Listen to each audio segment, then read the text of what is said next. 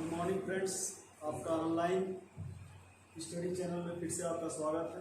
दोस्तों, आज हम फलन जो भी पढ़े हुए हैं पिछली वीडियो में फलन के टोटल कॉन्सेप्ट्स हो चुके हैं। अब हम एक्सरसाइज आपके एनसीईआरटी एक्सरसाइज को हम करेंगे। कल आप जो है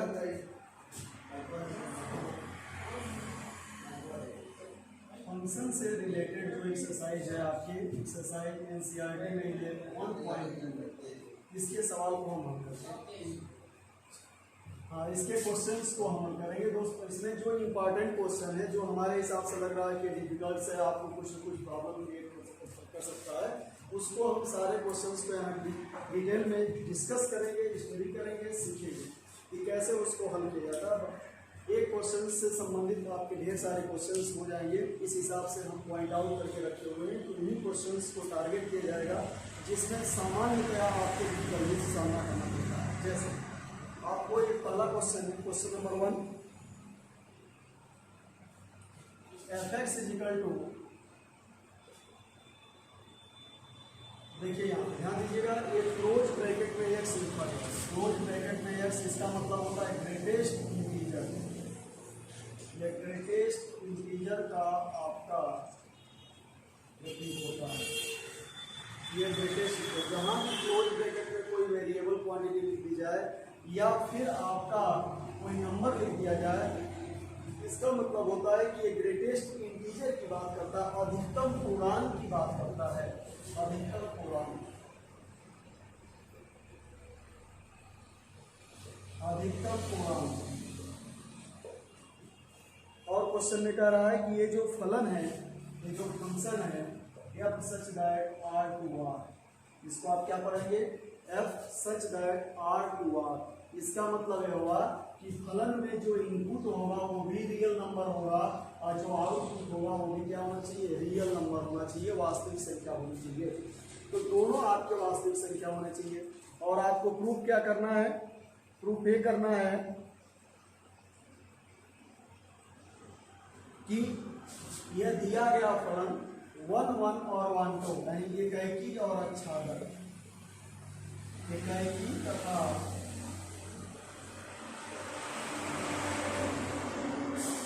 आच्छादक है, एकाकी तथा आच्छादक है। तो ध्यान दीजिए कैसे करेंगे। एकाकी तथा आच्छादक है या नहीं है, इसके लिए हम चेक करते हैं।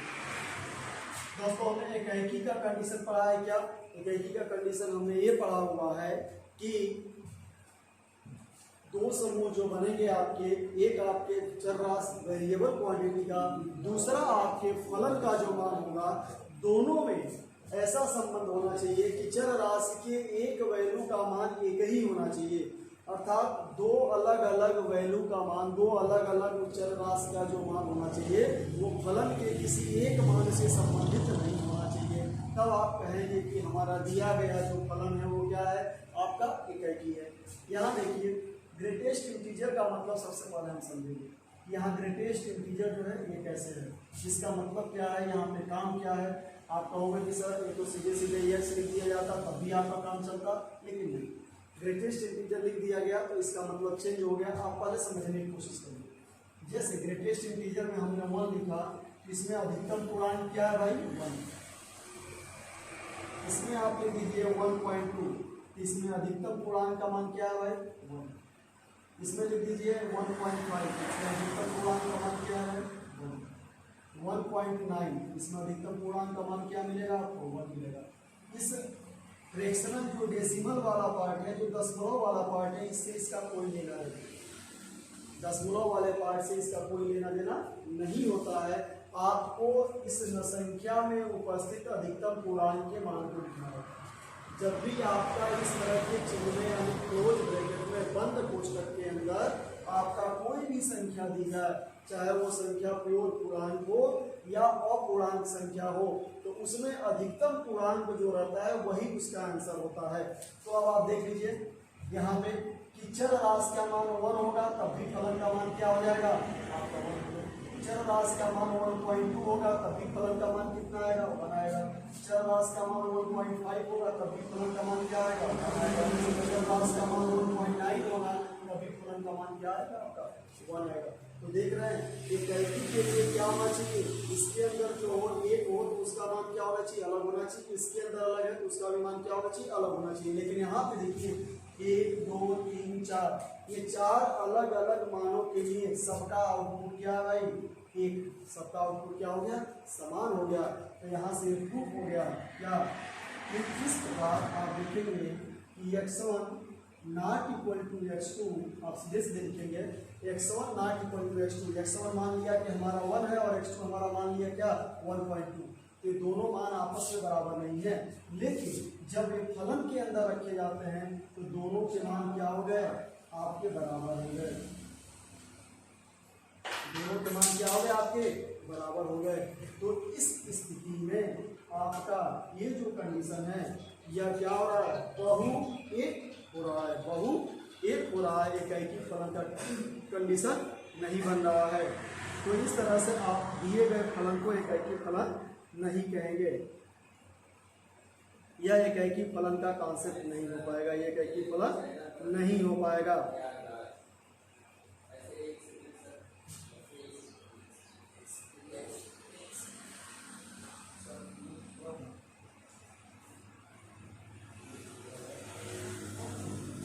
ठीक है दोस्तों, तो यह जो फलन होगा वो एकाकी नहीं है।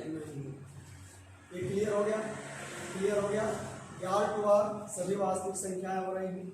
अब आप देखेंगे आच्छादक है कि नहीं है, तो आच्छादक के लिए आप क्या करेंगे, आच्छादक के लिए हमने क्या पढ़ा है, हमने ये पढ़ा है कि आपका जो आउटपुट होना चाहिए, जो एफेक्ट्स वाला हिस्सा होना चाहिए, वो पूरा का पूरा जो है क्या होना चाहिए, संबंधित होना चाहिए, उसमें कोई भी खाली नहीं होना चाहिए। तो यहाँ देखेंगे R टू R यानी इनपुट भी आपका x का मान भी वास्तविक संख्या होनी चाहिए और R का मान भी वास्तविक संख्या होना चाहिए, ये भी वास्तविक होना चाहिए, ये भी वास्तविक होना चाहिए। तो यहाँ पे x के किसी भी मान के लिए f का मान क्या हो जाएगा, फ्रैक्शनल नहीं हो सकता है, डेसिमल वाला नहीं हो सकता है।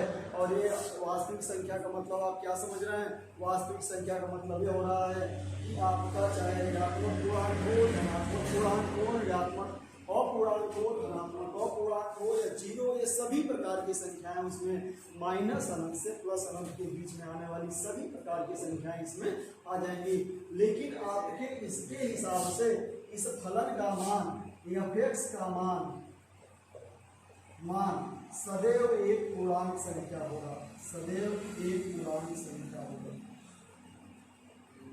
पूर्णांक संख्या होगा। तो देखिए आउटपुट वाले में इसके सारे पूर्णांक संख्याओं का तो संबंध बनेगा, लेकिन इसमें उपस्थित अपूर्णांक संख्याओं का संबंध नहीं बन पाएगा, इसलिए ये क्या होगा, आच्छादक भी नहीं होगा, इसलिए ये क्या होगा, आच्छादक भी नहीं बन पाएगा। तो इसका रीजन क्या लिखेंगे आप, रीजन आप अपने सोल्यूशन में लिखेंगे कि वास्तविक संख्या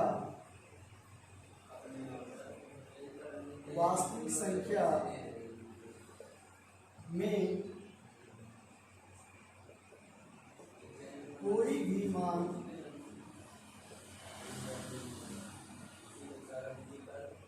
ऐसा नहीं है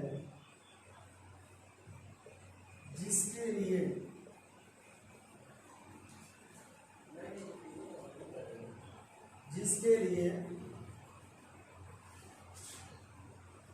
x का मान अपूर्णांक संख्या हो। अतः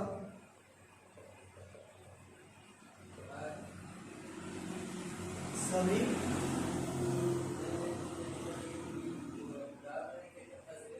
दशमलव वाली संख्याएं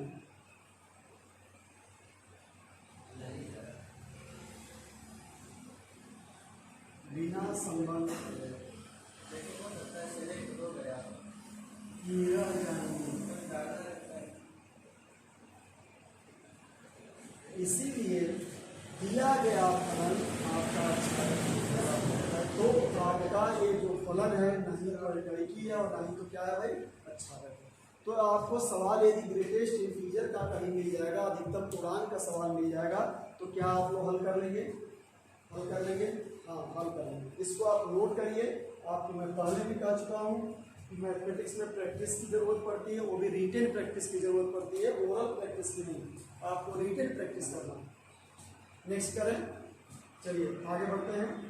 अलग टाइप का सवाल करते हैं। तो ग्रेटेस्ट इंटीजर से संबंधित सवाल आपसे हो जाएंगे। ये चीज ध्यान रखिएगा, यहाँ पे जो क्वेश्चन में आपके यहाँ पे R to R, N to N, Z to Z जो दिया जाता है, ये बहुत मैटर करता है। इसी के हिसाब से आपको फलन डिसाइड करना होता है कि आपका फलन क्या है, इसी के हिसाब से आपको डिसाइड करना होता है। अब आगे क्वेश्चन देखते हैं।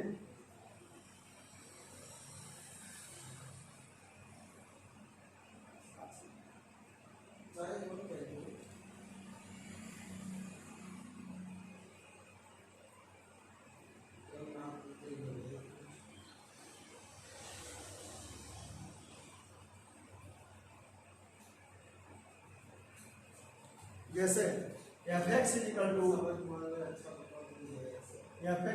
टू एक्स स्क्वायर दिया गया है। fx is equal to x square f such that n to n। आपका एक क्वेश्चन नंबर 2 है, एक्सरसाइज का क्वेश्चन नंबर 2 है, ध्यान दीजिएगा। fx is equal to x square f such that n to n आपका दिया गया, और आपको प्रूफ करना है, इसका क्या सिद्ध करना है भाई, कि दिया गया फलन एकाएकी आच्छादक है कि नहीं है। एकाएकी आच्छादक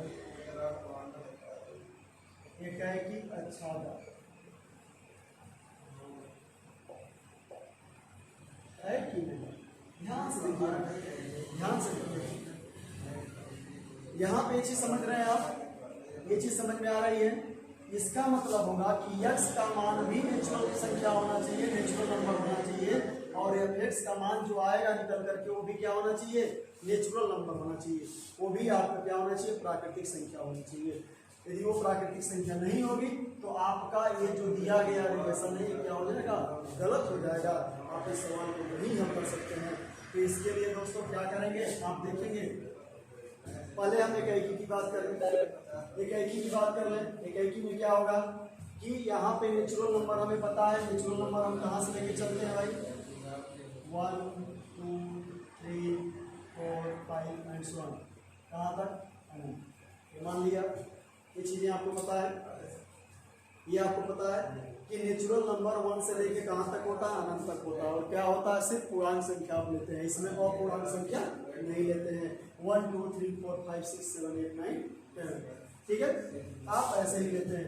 अब आप देखिएगा x का मान, इनमें से ही x का मान यहाँ पे होना चाहिए, और आपका क्या होना चाहिए, जो fx का मान निकल करके आएगा, x का मान जब यहाँ रखेंगे तो जो fx का मान आएगा वो भी इन्हीं में से एक होना चाहिए।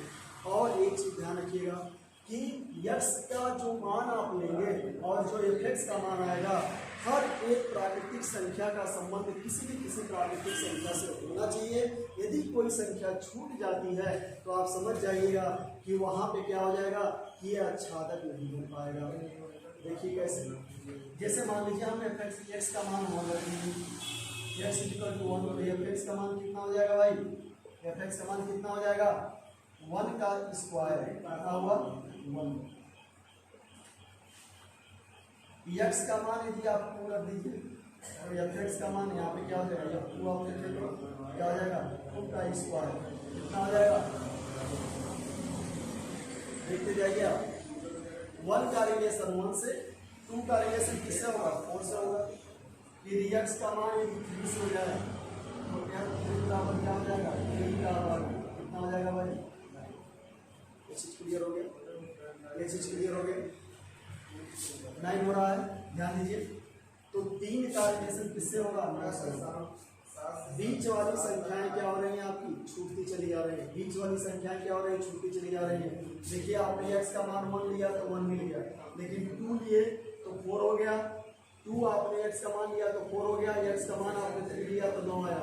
लेकिन आपको क्या मिला, आपको सीधे सीधे ये मिल गया कि भाई 1 के बाद सीधे 4, यानी 2 और 3 इन दोनों का रिलेशन किसी संख्या से नहीं बन पा रहा है, किसी भी संख्या से नहीं बन पा रहा है। अर्थात आप ध्यान दीजिए, क्या आप x स्क्वायर का मान 2 3 5 7 इनके बराबर रख सकते हैं, देखिए कैसे, आप लिखेंगे एक्स स्क्वायर बराबर 2 रखेंगे तो एक्स का मान कितना आ जाएगा भाई 1.414 आ जाएगा।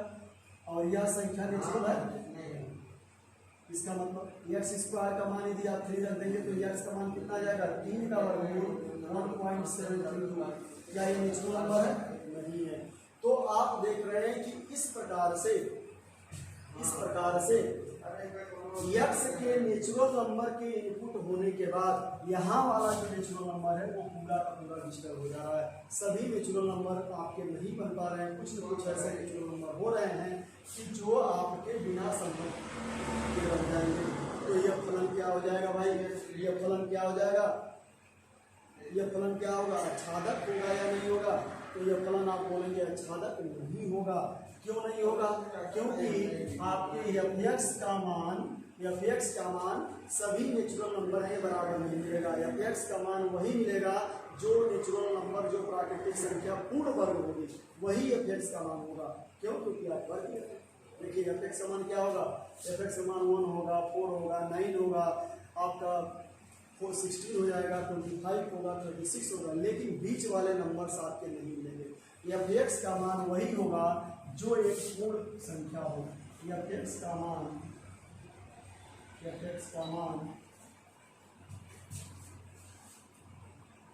एक पूर्ण वर्ग संख्या है। पूर्ण वर्ग प्राकृतिक संख्या। अब देखिए भाई fx का मान तो प्राकृतिक संख्या होनी चाहिए, लेकिन यहाँ पे आपको शब्द क्या मिल गया? पूर्ण वर्ग प्राकृतिक संख्या। पूर्ण वर्ग प्राकृतिक संख्या, इसका मतलब आप समझ रहे हैं सभी प्राकृतिक संख्याएं तो पूर्ण वर्ग होती नहीं है। और क्यों हमने लिखा कि fx का मान पूर्ण वर्ग प्राकृतिक संख्या होगा? क्योंकि यहाँ पे fx का मान क्या है? एक्स स्क्वायर है। तो x का मान जब जो भी इसके अंदर रखेंगे उसका आउटपुट क्या मिलेगा? एक वर्ग संख्या मिलकर के मिलेगी, एक वर्ग होकर के बाहर आएगा। तो fx का मान सदैव एक पूर्ण वर्ग प्राकृतिक संख्या मिलेगी। और जो पूर्ण वर्ग प्राकृतिक संख्याएं नहीं है वो fx का मान कभी भी नहीं हो सकती। अर्थात fx में बहुत सारे ऐसे मान बच जाएंगे जो आपके इस संबंध के हिसाब से प्राकृतिक संख्या में इंक्लूड नहीं होने चाहिए। जबकि यहाँ पे स्पष्ट रूप से लिखा है कि fx का मान भी प्राकृतिक होना चाहिए और इसमें जो चर राशि है उसका भी मान प्राकृतिक होना चाहिए। तो fx का मान तो प्राकृतिक हो रहा है, लेकिन एक पूर्ण वर्ग प्राकृतिक हो रहा है। जो संख्या पूर्ण वर्ग, जो प्राकृतिक संख्या पूर्ण वर्ग नहीं होगी वो fx का मान नहीं हो सकता। अर्थात वो इस कॉलम में क्या हो जाएगी? बची की बची रह जाएगी। यह प्रथम समूह है, द्वितीय समूह। तो द्वितीय समूह में सिर्फ उन्हीं संख्याओं का संबंध बनेगा जो पूर्ण वर्ग होंगी। जो पूर्ण वर्ग नहीं बनेगी उनका प्रथम समूह के किसी भी संख्या से कोई संबंध नहीं ले होगा। तो इस प्रकार आप बोल सकते हैं कि दिया गया फलन आच्छादक नहीं है। आच्छादक नहीं है। ये दिया गया फलन आच्छादक नहीं है। क्यों? क्योंकि इसमें तो बहुत सारी चीजें जो होगी बच जाएंगी। दिया गया फलन आपका आच्छादक नहीं है। दिया गया फलन आच्छादक नहीं है। अब आप देखेंगे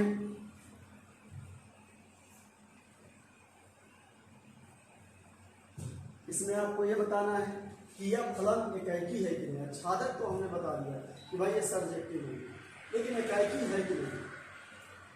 तो आप ध्यान दीजिए, यहाँ पे फिर इसी हिसाब से देखना है आपको, यहीं पे देखना है, n to n देखना है, यानी प्राकृतिक संख्या की प्राकृतिक संख्या। तो अब आप देखिए दो अलग अलग प्राकृतिक संख्याओं का वर्ग एक हो सकता है। दो अलग अलग प्राकृतिक संख्याओं का वर्ग करने पर एक संख्या आपको मिल सकती है? नहीं मिल सकती है। क्यों नहीं मिल सकती भाई? कि यहाँ पे प्राकृतिक संख्या आप ले रहे हैं। यदि आपसे कह दिया जाता कि क्या दो अलग अलग वास्तविक संख्याओं का वर्ग समान हो सकता है, तो आप बोल सकते थे कि हाँ, जैसे -2 का वर्ग करेंगे तब भी 4 आएगा, 2 का वर्ग करेंगे तब भी 4 आएगा।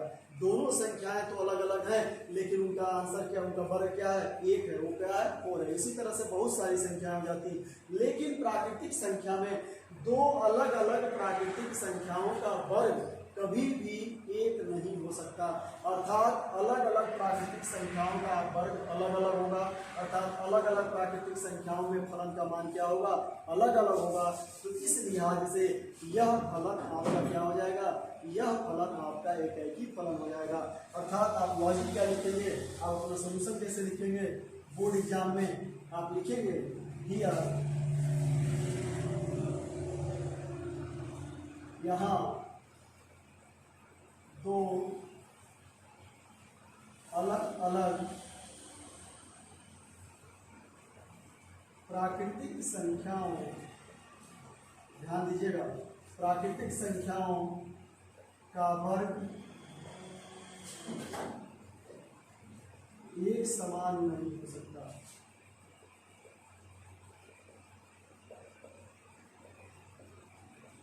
अतः जैसे आपने लिया x1 not equal to x2, आपने मान लिया कि दो अलग अलग प्राकृतिक संख्या ली, एक लिया x1 दूसरा लिया x2, x1 और x2 दोनों आपस में बराबर नहीं है, तो x1 का वर्ग करेंगे तो नॉट इक्वल टू क्या हो जाएगा, x2 का वर्ग। तो x1 का वर्ग मतलब क्या हो जाएगा, ये f(x1) हो जाएगा, और x2 का वर्ग क्या हो जाएगा, ये f(x2) हो जाएगा। दोनों क्या है, बराबर। तो देखिए जो हमारे मान का संबंध है वही हमारे क्या हो रहा है, फलन का संबंध आ रहा है। तो यही तो हमने पढ़ा भाई कि दो अलग अलग संख्याओं, दो अलग अलग राशियों का आउटपुट जो होना चाहिए वो क्या होना चाहिए, अलग अलग होना चाहिए। तो इससे प्रूफ हो जाएगा कि दिया गया फलन आपका क्या है, एकैकी है। तो यहाँ से क्या हो गया, एकैकी है। तो आप यहाँ लिखेंगे कि ये जो f(x)² दिया गया है, कहाँ से कहाँ तक भाई, प्राकृतिक संख्या से प्राकृतिक संख्या तक।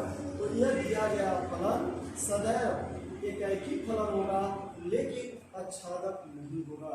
आच्छादक नहीं होगा, आपने देख लिया है कि क्यों, क्योंकि आच्छादक इसलिए नहीं होगा कि जो डोमेन और जो आपका रेंज वाला हिस्सा है, जो आउटपुट वाला हिस्सा है, जो फलन का मान है, फलन का मान यहाँ पे सिर्फ पूर्ण वर्ग मिलेगा, पूर्ण वर्ग प्राकृतिक संख्या मिलेगी, बाकी कोई प्राकृतिक संख्या नहीं मिलेगी। और जबकि हमें पता है कि सभी प्राकृतिक संख्याएं पूर्ण वर्ग नहीं होती हैं, बहुत सारी प्राकृतिक संख्याएं पूर्ण वर्ग होती हैं और बहुत सारी प्राकृतिक संख्याएं पूर्ण वर्ग नहीं होती हैं। तो ये क्लियर हो गया, समझ में आ गया।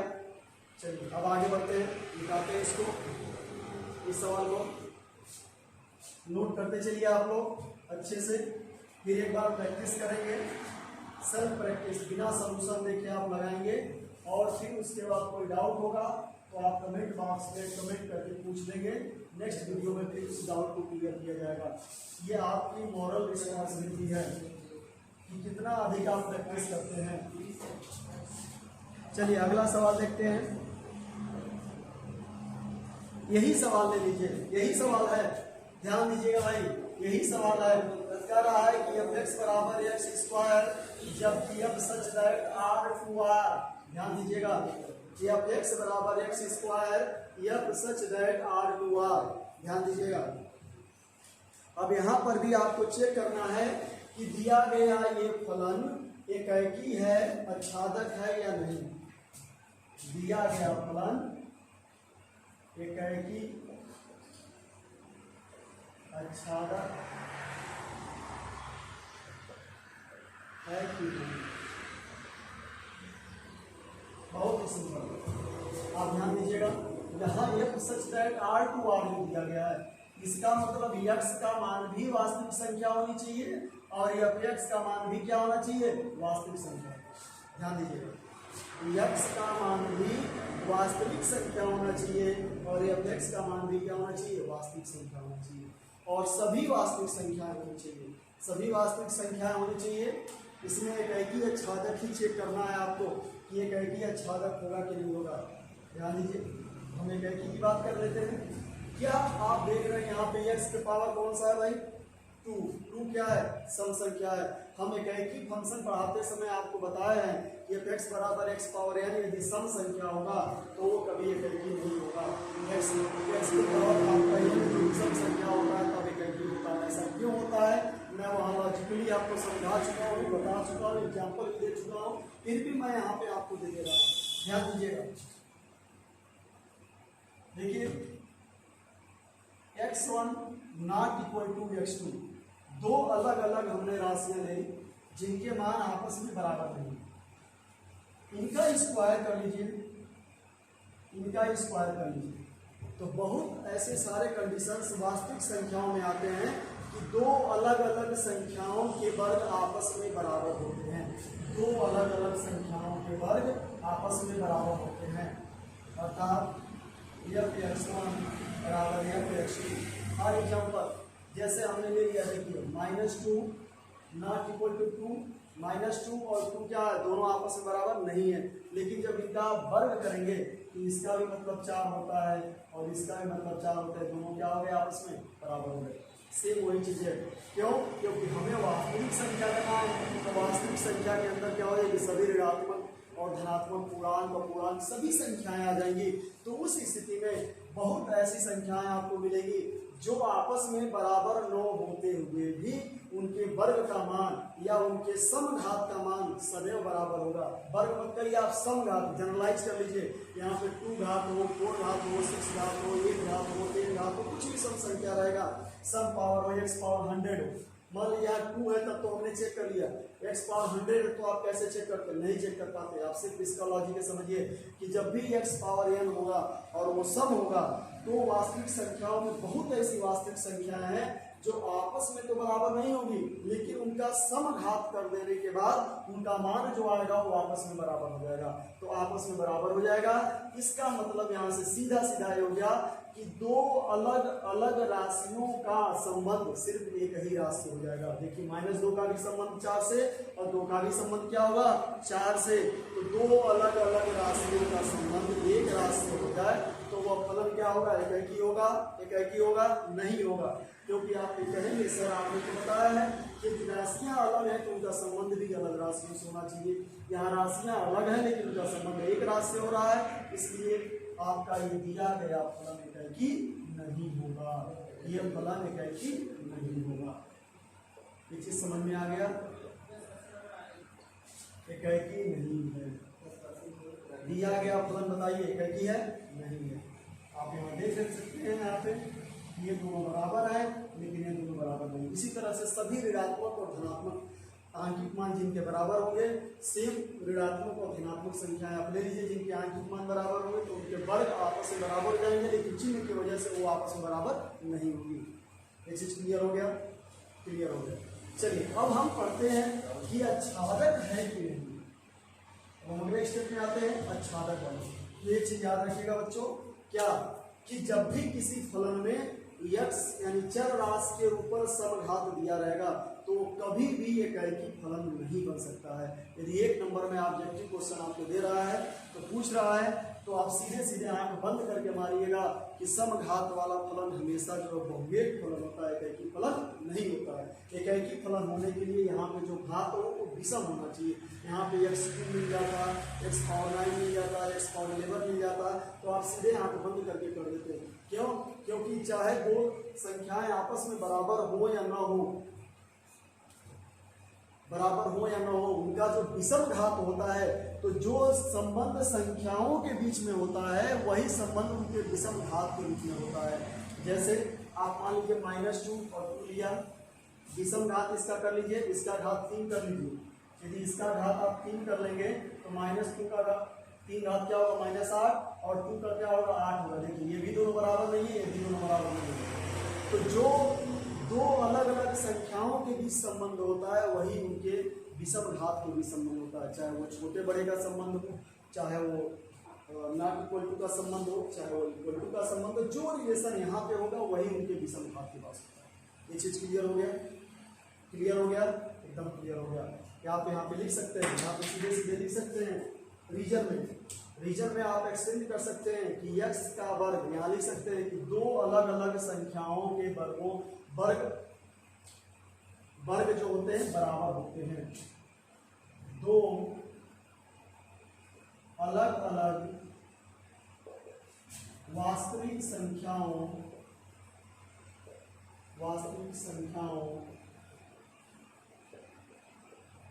के वर्ग आपस में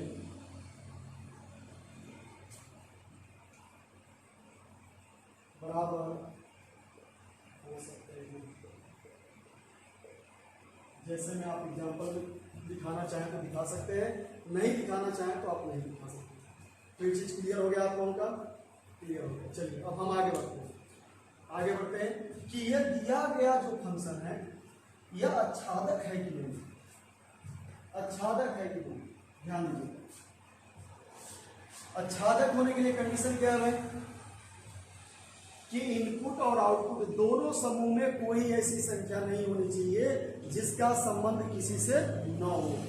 फलन है तो पहला समूह के सारे संबंध इंगेज होंगे, सारे तत्व इंगेज होंगे, सारी संख्याएं इंगेज होंगी। और आच्छादक सिद्ध करना है तो द्वितीय समूह के भी सारी संख्याएं क्या होनी चाहिए? इंगेज होनी चाहिए, जुड़ी रहनी चाहिए। यदि ऐसा नहीं है तो आप सीधे बोलेंगे कि आच्छादक नहीं होगा। तो ध्यान दीजिए, मैं देखते हैं इसके हिसाब से x के सभी मान, जो भी x का मान रखेंगे वो बाहर निकलेगा तो क्या होगा? वह आपको वर्ग होके बाहर निकलेगा। वो क्या होगा? वर्ग होके बाहर निकलेगा। तो वर्ग होके बाहर निकलेगा तो कैसे आप देखेंगे भाई? x स्क्वायर का मान आप 2 भी लिख सकते हैं, x स्क्वायर का मान आपका क्या आ सकता है? 3 भी आ सकता है, x स्क्वायर का मान आपका 5 भी आ सकता है, x स्क्वायर का मान 7 भी आ सकता है, x स्क्वायर का मान 8 भी आ सकता है। आप पूछेंगे सर ऐसा आप क्यों बोल रहे हैं? तो देखिए ऐसा मैं इसलिए बोल रहा हूँ कि x का मान यदि 1.4 रखिए तो उसका वर्ग करेंगे तो क्या आएगा? 2 आ जाएगा। x का मान यदि 1.732 रखिए तो उसका वर्ग करेंगे क्या आएगा? 2 आएगा। तो x का मान तो भाई कोई भी वास्तविक संख्या हो सकती है, x का मान कोई वास्तविक संख्या हो सकती है, और आउटपुट भी आपका क्या हो सकता है? कोई भी वास्तविक संख्या हो सकती है। तो यहाँ क्लियर हो गया कि x का मान आप चाहे जो भी रखिए, आप कोई भी वास्तविक संख्या, चाहे वो पूर्णांक में रखिए, चाहे अपूर्णांक रखिए, चाहे आपका ऋणात्मक रखिए, चाहे धनात्मक रखिए, वास्तविक संख्या में आपका जो आउटपुट मिलेगा वो भी कोई सा भी आपका वास्तविक संख्या हो सकता है, चाहे वो पूर्णांक हो सकता है, चाहे आपका अपूर्णांक हो सकता है। लेकिन एक चीज याद रखिएगा, एक चीज ध्यान दीजिएगा कि यहाँ से जो आउटपुट निकलेगा वह सिर्फ और सिर्फ क्या निकलेगा? धनात्मक निकलेगा। क्यों? क्योंकि आप वर्ग कर रहे हैं। और यहाँ पे वास्तविक संख्या नहीं, यहाँ पे तो आपका वास्तविक संख्या चल जाएगा, लेकिन यहाँ पे वास्तविक संख्या क्या मिलेगी? सिर्फ धनात्मक वास्तविक संख्या मिलेगी। इसलिए ये जो फलन होगा यह आच्छादक नहीं होगा। क्यों? क्योंकि इसके द्वितीय समूह में ऋणात्मक वास्तविक संख्याएं बिना संबंध की रह जाएंगी, और आपका आच्छादक का कंडीशन है कि आपके सभी सेकंड समूह की संख्याएं क्या होनी चाहिए? जुड़ी होनी चाहिए। तो इस तरह से आपका ये फलन ना एकाकी होगा और नहीं क्या होगा? आच्छादक होगा। तो वास्तविक संख्या में आपका ये फलन क्या हुआ? एकाकी आच्छादक नहीं हुआ। समझ में आया? आया समझ में?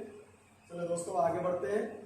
अब आगे के जो क्वेश्चंस हैं इस पर बेस्ड जो क्वेश्चन है x स्क्वायर पर, आपके आगे क्वेश्चंस हैं z टू z यहाँ पे दिखाई दिया है, i टू y आपको दिया रहेगा, n टू n दिया रहेगा। इसको आप अपने सेल्फ प्रैक्टिस करेंगे। कोई डाउट होगा, कोई दिक्कत होगी तो आप बताइएगा, हम नेक्स्ट वीडियो में उसको क्लियर करेंगे। अभी नेक्स्ट वीडियो में आपके बचे हुए सवाल को हम फिर डिस्कस करेंगे। तब तक के लिए धन्यवाद। रिवाइज करें।